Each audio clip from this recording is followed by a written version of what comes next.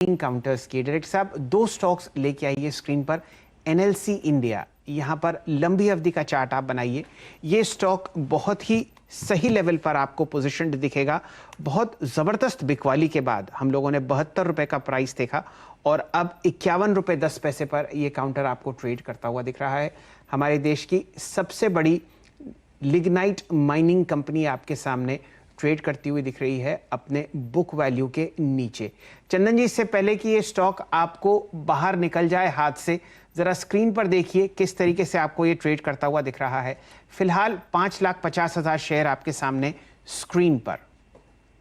जी देखिए, NLC India की बात करें तो एक मेजर सपोर्ट से टर्न हो रहा है काउंटर, और मैं वीकली चार्ट पे देखूंगा तो आज से लगभग 15 वीक पहले 73 के हाई बनाए थे।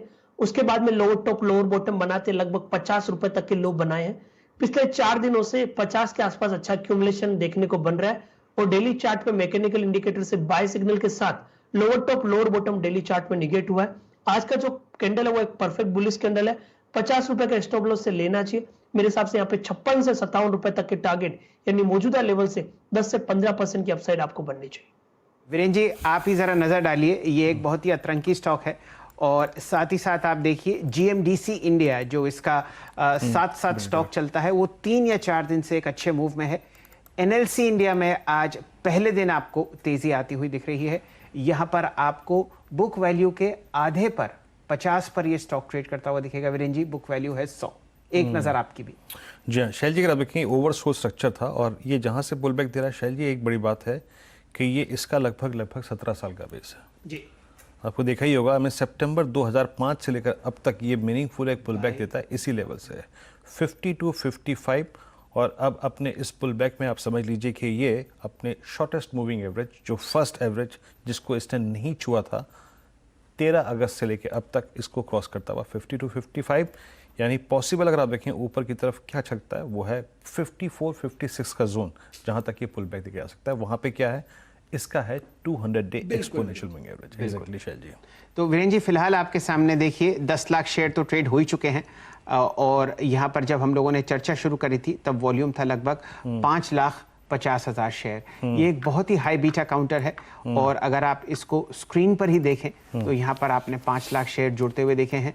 स्विंग ट्रेड आपके सामने बनता हुआ। मेटल क्षेत्र में आप देखिए बहुत ही बढ़िया कंपनीज चलती हुई दिख रही हैं, और एनएलसी इंडिया की तरफ से आपको एक न्योता ही समझ लीजिए जो आता हुआ दिख रहा है। उच्चतम लेवल आपने कुछ समय पहले लगता हुआ देखा था मई में 72 रुपए, और अब 52-45 पर ये ट्रेड करता हुआ। पालवे साहब, एक टिप्पणी आपकी। फिलहाल 6 और 3 9 दिन के लाल निशान के बाद यहाँ पर ये पहले दिन घूमता हुआ। बिल्कुल, जैसा अभी वीरेंद्र जी भी बता रहे थे, मैं इसका ईयरली लॉन्ग टर्म चार्ट देख रहा था, तो ईयरली चार्ट के हिसाब से भी एक मल्टीपल सपोर्ट जोन के पास स्टॉक अवेलेबल है। अगर मैं इसको एनालाइज करूं तो 2004 के आसपास भी ये स्टॉक इसी लेवल पे आया था और वहां से पुल बैक बना था।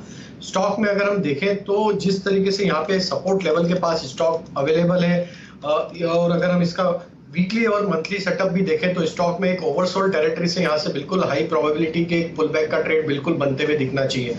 तो हमें लगता है कि यहाँ से बाय करना चाहिए। रिस्क टू रिवॉर्ड काफी फेवरेबल है। 48 के आसपास स्टॉप लॉस रखे, और हमें लगता है कि जो फर्स्ट पुल बैक अटेम्प्ट ये जो ले रहा है स्टॉक, यहाँ से ये आना चाहिए करीब 58 तक का पहला पुल बैक, और 58 के ऊपर अगर ये स्टॉक निकलता है तो फिर नेक्स्ट टारगेट जो बनेगा इसका वो बनेगा 67 से 69 तक का। तो हमें लगता है बिल्कुल यहाँ से रिस्क टू रिवॉर्ड के हिसाब से फेवरेबल है, और एक बड़े टाइम फ्रेम पे स्टॉक अगर कोई इतने इंपॉर्टेंट सपोर्ट एरिया से पुल बैक का यहाँ पे एक सिग्नल देता है तो बिल्कुल यहाँ पे एक ट्रेड लेना चाहिए लॉन्ग साइड का। 48 का स्टॉप लॉस रखें, और जो टारगेट हमें लगता है वो आना चाहिए पोजिशनल बेसिस पे 67-69 तक के।